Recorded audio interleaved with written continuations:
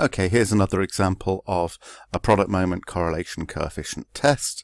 So I've got to do a PMCC test, I've got a significance level, and I'm given that I am determined whether there is a negative association.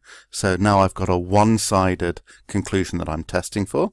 That's going to affect how many tails the test has. The data is between length and maximum diameters in centimeters, so that's all right. These are our measurements. Okay, so I can go straight ahead. Step one, I've got to remember what that is. Step one is the hypothesis. So I need an H0 and an H1, and H0 in correlation is always that there is no association. So H1 is going to be that there is an association, but I have to read carefully that what I'm determining is whether there is a negative association. So it's a one-sided, one-tailed H1. There is a negative association. But in both cases, I need to say between what. This will help when I'm doing my interpretation later. So I need to specify the measurements. So I've set up my two hypotheses, and after H1, I can make a note to myself, this is one-tailed. That will be useful later. Step 2. Now step 2 is always to work out the test statistic. And in the case of the product moment correlation coefficient, that's just going to be a matter of entering the data into my calculator and seeing what I get. So remember, I need to select statistics mode, that's 6, and then I need to select option 2, y equals a plus bx, and enter my data. So there's my data in on my calculator. Press option, choose regression, and it's telling me that r equals minus 0.58606. Notice that tiny little minus sign on the r, which fools some people into thinking it's not there. It's definitely a negative one. So I've got my test statistic. Now step 3, which is my critical value or critical values. Now whether there's one or two will depend on whether it's one-tailed or two-tailed. This one is a one-tailed test, so I just need the top, well, it'll be a bottom one, the one-tailed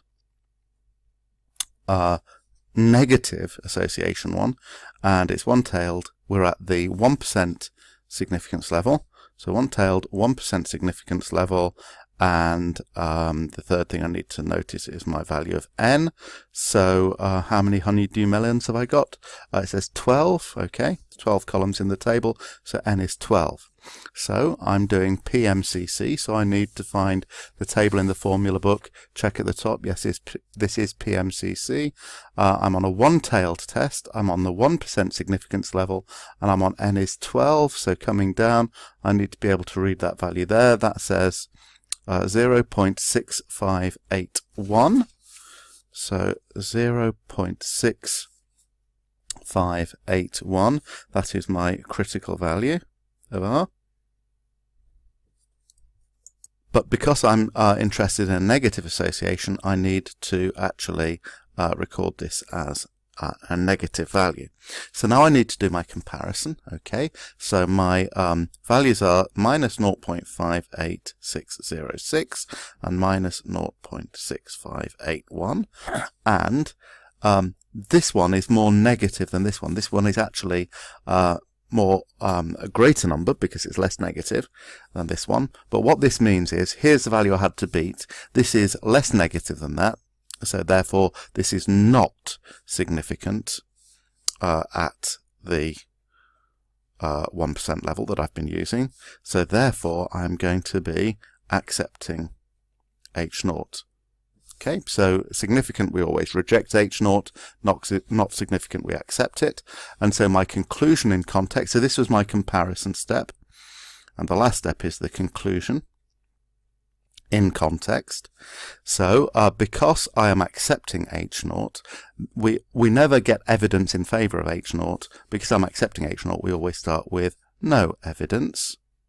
Okay.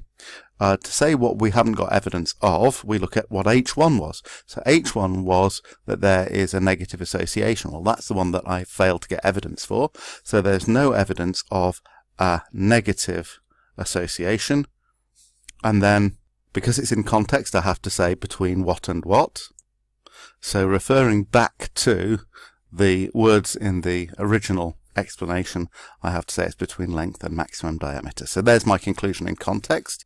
Oh, except I need to be careful. I've said no evidence. I should really say no evidence at the 1% level.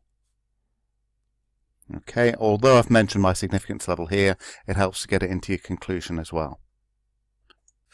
What assumption did I need to make about lengths and diameters of melons? Well, okay, so I've used the product moment test. So what do I need for that to be true? I need them to be bivariate normal. So I state that clearly. And then why might my conclusion not be valid for all honeydew melons? Well, let's actually look at what they say and what they don't say. So this was at a market stall. Okay. That's what they do say, and what they don't say is that it was a random sample even from that market stall. So in this case I can make these 2 points all from one stall, so it may not follow for melons from other places, and the sampling lot stated to be random, so even for this particular stall the conclusion still may not apply to all the melons there.